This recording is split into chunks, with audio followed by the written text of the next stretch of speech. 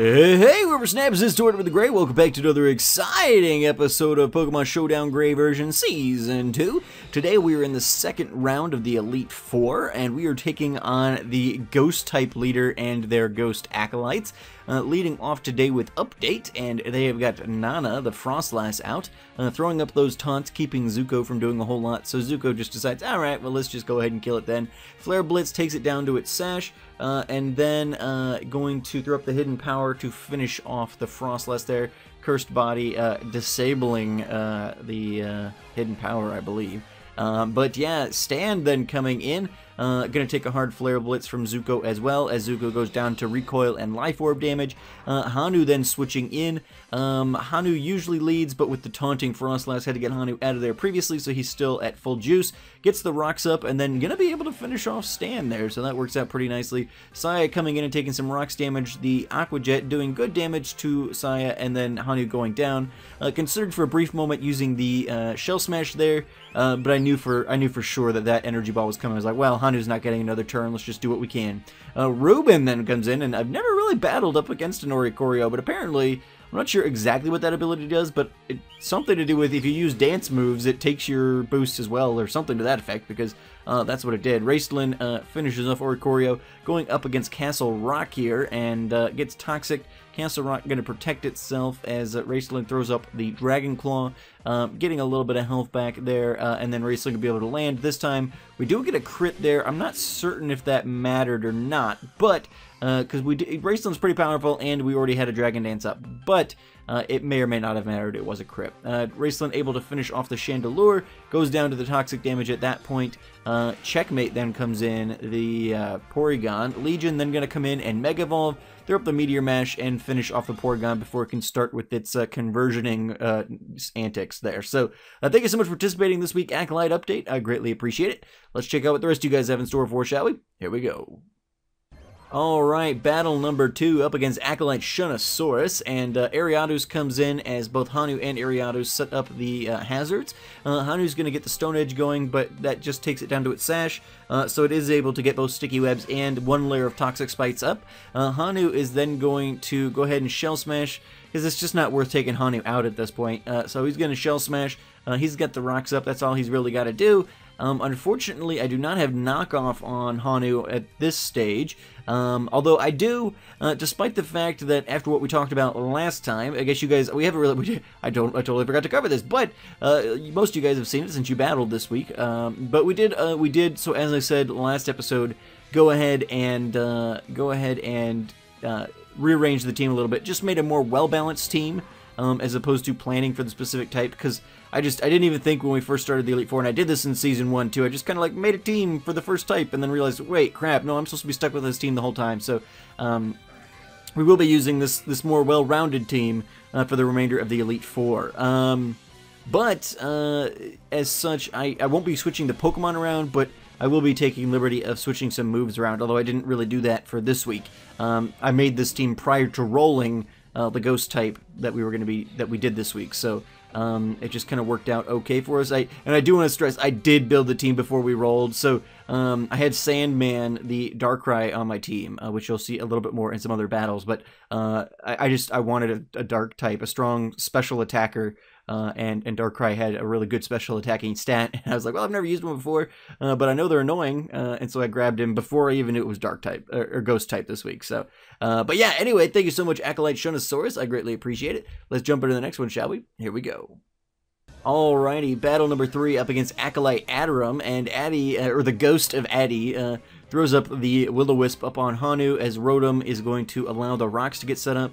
Hydro Pump does not finish off Hanu, but the Stone Edge does literally nothing, so Hanu's going to take some burn damage there as Rotom switches out. Giratina going to come in, pretty much just probably expecting it to be a free switch for the most part, and potentially getting some setups going here, able to get the Defog off.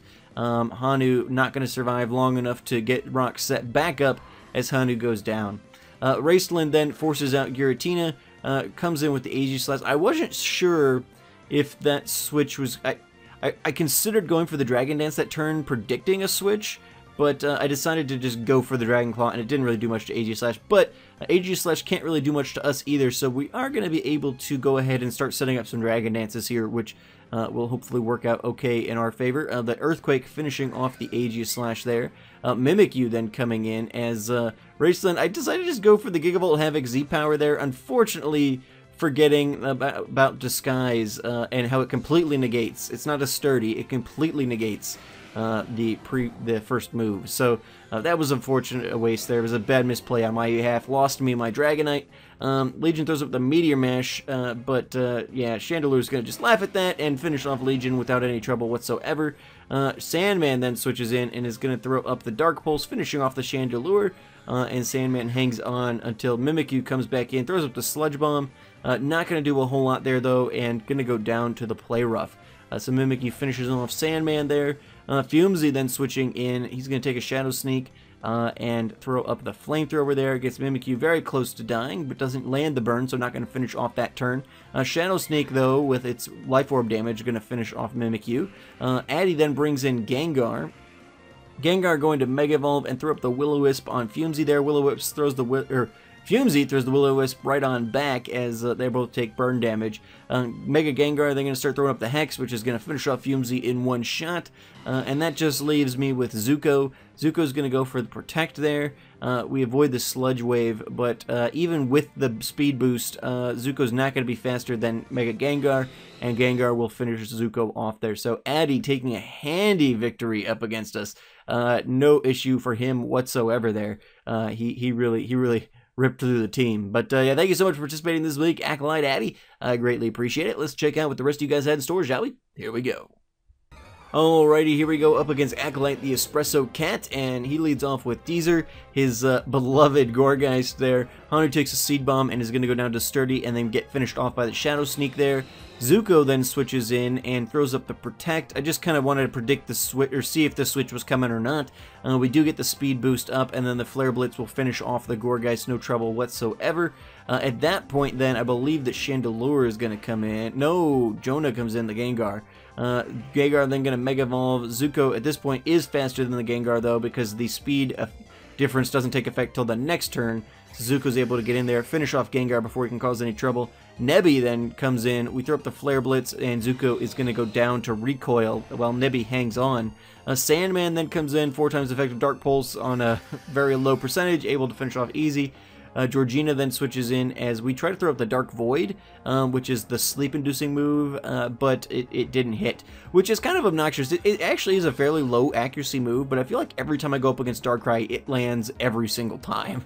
So I was kind of shocked to see that it was such a low accuracy move. We do land it there and put Missy to sleep, and she's going to go down to Bad Dreams, which negates the effects of the Destiny Bond. Fumzy then switches in on Excalibur, going to get that burn up, which is going to lower the attack stat a little bit there. Fumzy shrugs off that damage like it's nobody's business, at which point then Excalibur's going to switch back to the shield form. Fumzy's going to throw up that flamethrower there, but obviously not going to land. We're just going to kind of fight each other out here. The flamethrower, even though being super effective, does not do a whole lot there to the Honedge, especially when it's in shield form. If we can manage to catch it outside of shield form like we do here, it's going to do considerably more damage, so that works out pretty nicely. Their Reflect going up, pretty much a wasted turn at that point, considering Fumzy has no physical moves. But yeah, there we go. Thank you so much for participating this week, Ekan. I greatly appreciate it. Everybody put together really cool ghost teams. There was obviously some that we saw multiple times, but everybody had something unique going on their team, which I thought was pretty awesome. So thank you so much, Ekan, for participating. Let's check out the next one, shall we? Here we go. Alrighty guys, here we go up against Acolyte Celine Eleanor as Dusclops frisks Hanu, misses the Will-O-Wisp, and Hanu sets up the Rock, setting up the Shell Smash here. Unfortunately, again, don't have knockoff on this guy. I made this team prior to rolling for the Elite Four, and then I didn't, because I allow myself to edit moves, as long as I don't edit Pokemon from this point on, I could have easily thrown knockoff or something on there, but I've gotten kind of hurt in the past where I've tried to combat the team I'm going up against, or the type I'm going up against too much, and I lose coverage in other places, and so I didn't want to mess with some Pokemon too much. I wanted to make sure everybody was a little more rounded, unless there was things I wasn't expecting coming up. That guy goes down to Sandman. Sandman is confused, but going to throw up those Dark Pulses anyway, 4 times effective, finishing off the Lunala. At that point, Pointy Arms comes in, the Giratina. Fumsy is going to take that very, very nicely as the Shadow Claw keeps rolling in. Throw up the Will-O-Wisp, but it's going to miss there. Unfortunately, Giratina is going to keep it up and just keep trying to whittle away at Fumsy. Finally, we land the Pointy-Armed Will-O-Wisp there. Fumsy heals a little bit back from the Black Sludge, and with the Will-O-Wisp up, Fumsy's going to be able to survive that and get the Pain Split up, which is going to do good damage to the Giratina and get Fumsy back into a manageable space. Shield Punch then switches in. Going to take a Flamethrower, not doing a ton, again, because of the shield form. Aegis Slash is then going to get Will-O-Wisp by Fumsy as it starts setting up the sword dances to combat that. Fumsy is going to then throw up the Flamethrower and just keep chipping away at the defense. As long as it doesn't use an attacking move, it stays in defensive mode. And so waiting it out for that to do that. I knew that wouldn't work, but I went for it anyway. Just worried about that super high attack stat. I threw up the Clear Smog, hoping that it would clear it, even if it didn't do damage, but it did not. It did not. Fumsy able to take down the Aegis Slash. Fumsy then gets evaded, or not, he gets his evasion lowered by the Arceus, at which point the Judgment comes in and almost kills Fumsy. Clear Smog is going to go ahead and do a little bit of damage, but not a whole lot. And then Judgment going to land again and finish off Fumsy. So Fumsy goes down at that point. Sandman then switches back in, is going to throw up the Z move and finish off the Arceus with a Black Hole Eclipse. So that works out pretty nicely. Just go ahead and finish off the god of all Pokemons. The Dark Pulse from Sandman, finishing off the Giratina there, and then Zuko comes in up against Birdie, finishing off with a Flare Blitz. So thank you so much for participating this week, Celine. I greatly appreciate it. Yeah, thank you so much. We'll jump into the next one, shall we? Here we go. Alrighty guys, moving into a battle with Acolyte Arctic Animal, we are seeing Robin Hoot up against Hanu, and Hanu hangs on there thanks to Sturdy, but unfortunately the Sucker Punch is going to take Hanu down, but he did get the rocks up, which is really his sole purpose here on this team at this point.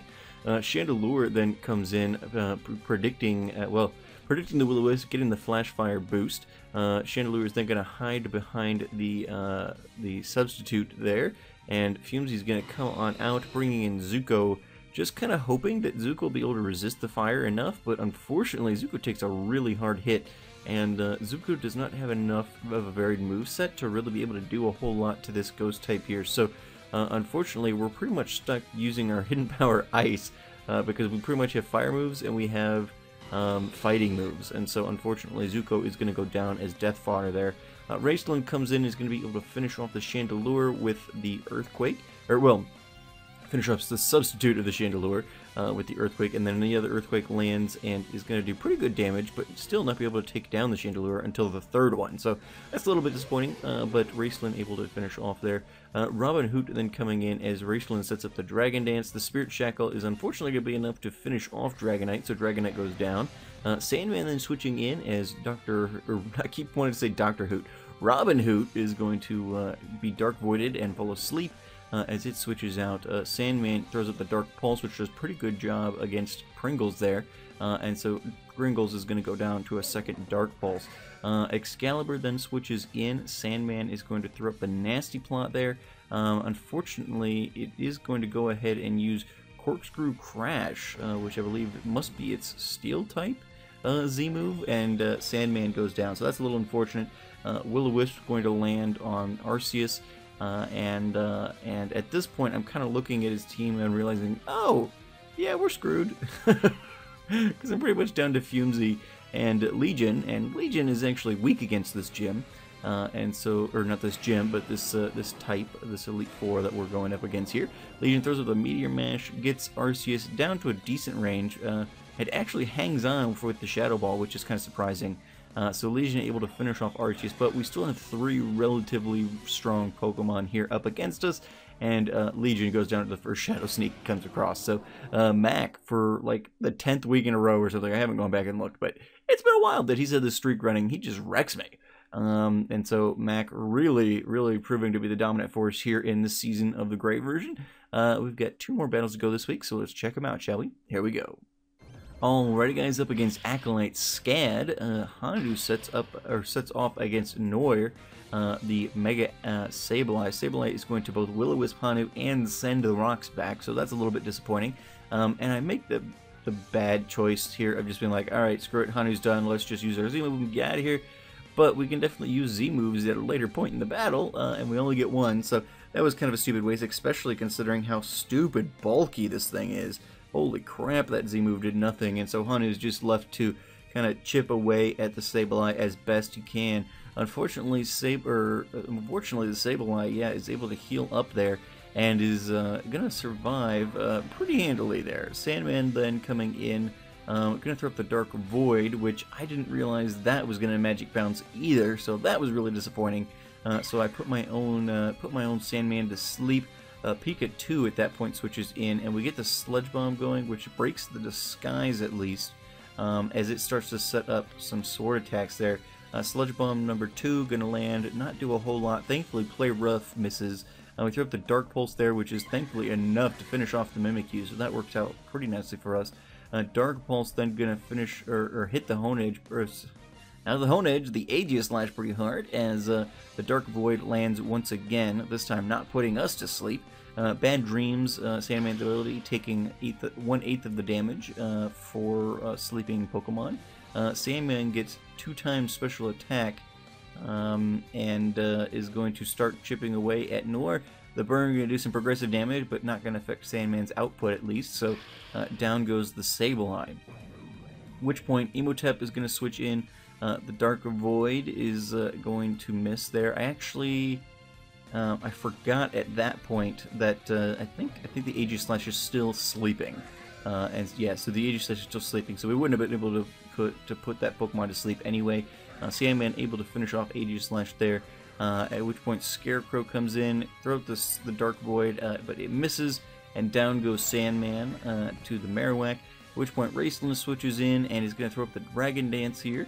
I reasonably expect at that point that I can take pretty much anything that the Marowak's can throw out, so I use the opportunity to set up. Unfortunately, Marowak goes down, and I don't have anything on Raceland to be able to do any damage to the Shedinja, so unfortunately, switch out, bring Zuko in. Zuko takes a lot of damage and is not going to have enough health to even survive long enough to hit this thing twice. So I have to bring Fumesy in, and Fumesy's going to throw up the flamethrower and finish off the battle for us. And so Acolyte Scad, narrowly escapes victory there. So yeah, thank you so much for participating in this week's Scad. I greatly appreciate it. We've got to jump into our Elite Four member now, so let's go ahead and do it. Here we go. Alrighty guys, so this week, it's a little bit of a surprise probably, because Codeman's usually at the beginning of the episodes, but Codeman actually had an extremely good battle this week, especially considering he only had 4 Pokemon. And so, yeah, he definitely earned his right to be here as the leader of the Elite Four Ghost type. Not a gym, but you guys know he's the Elite Four Ghost type leader. Sandman up against Excalibur. We throw up the Dark Void. It misses. Sandman throws up the Dark Void again. Misses again. At which point Excalibur lands the Sacred Sword and finishes off Sandman. So that's unfortunate. Zuko then switches in, and Crescent is going to take the Flare Blitz there. I believe though that no, we get the speed boost. So yeah, we're able to. Oh yeah, that was the problem.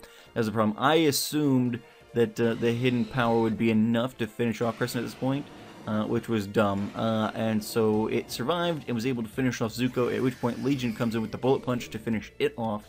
Spook is going to frisk us, and then throw up the Protect there. We go for the Meteor Mash, and nothing really happens there. The Seed Bomb then is going to do not very much damage, and Spook is going to finish off to a Meteor Mash Bullet Punch combo. Ultraviolet then, the Gengar, comes in, Mega Evolves, and is going to throw up the Shadow Ball, finishing Legion off pretty handily. At which point we are down to Raceland and Fumesy. Raceland withstands the Dazzling Gleam very well there, and throws up the Earthquake, finishing off the Mega Gengar. losing that Levitate in this gen. Well, I think Mega Gengar always lost Levitate, but now Gengar itself loses Levitate, so that makes it a little bit more of an opportunity to defeat it. And as Raceland goes down, Fumsy comes in, and thankfully he's just down to his Aegislash. Unfortunately, Fumsy starts flinching, and this time, though, the Iron Head does not cause the flinch.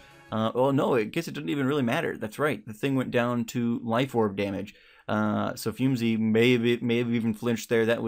We got a little bit lucky on that one, that the Life Orb damage was in play. So yeah, that Codeman was, even though he had 2 fewer Pokemon than everybody else, he actually got me, of all the victories that I had, he got me the lowest. I had the fewest Pokemon remaining at the end of Codeman's battle than any other battle I won this week. So, yeah, definitely earned his right to be up here at the top of the episode, since with his choices to usually have fewer Pokemon on his team for the sake of variety, usually that leaves him at the front. So, glad to be able to honor him in this way this week. So, thank you so much for participating this week, Codeman. I greatly appreciate it, and fantastic battle. And thank you to all of you guys who participated this week besides. So now let's jump into the spreadsheet and see exactly what we're going to be doing next week, shall we? Here we go. Alrighty, guys, welcome back. As opposed to overlaying the random number generator this time, I didn't want to bother getting the new window set up. So what we're going to do is we are going to randomly generate. We're going to go, which we probably can just use this in the future. It's not quite as fancy looking, but rand between, and then we select the 2 values we want to be between. So I was like, there's got to be a way to do that with an Excel. And it's not like I didn't know you could. I just, for whatever reason, never bothered to do it that way. But we're going to do random between 5, which is electric, and 16, which is dark. And we're going to go ahead and hit enter there, and 7. Okay, so that gives us the fighting type Elite Four member. There we go. All right, so the RNG gods have spoken. 7. So our 3rd Elite Four member is going to be the fighting type. So put together your Uber's fighting type teams, and I will see you guys all out there this week. Let me think here for just a second, because yeah, let's do it. Okay, so as opposed to the previous weeks where we've done Monday evening and Wednesday afternoon, the vlog, well, by the time you guys see this episode, the vlog will probably have gone up.